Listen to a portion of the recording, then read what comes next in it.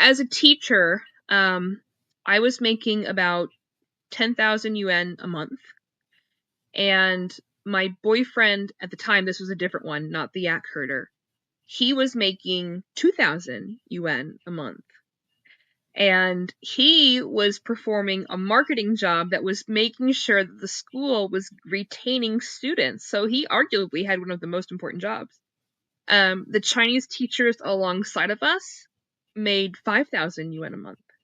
So people were not paid very well. And I would find that, for example, every day I had my boyfriend, I would buy him a Sprite and some beef jerky just because I loved him and I wanted him to have that.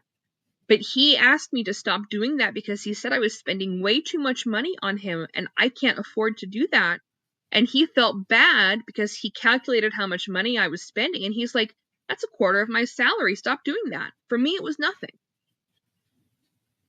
That's interesting. And I guess in that situation, that's for a school, so I assume that's a government job, and they sort of determine what those salaries are.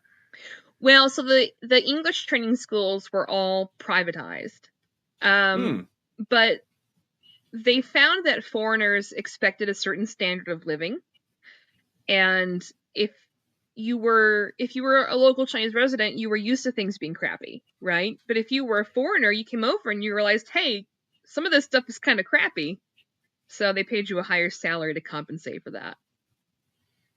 And what about do you talk to the other teachers about that? Is that frowned upon? How does that work?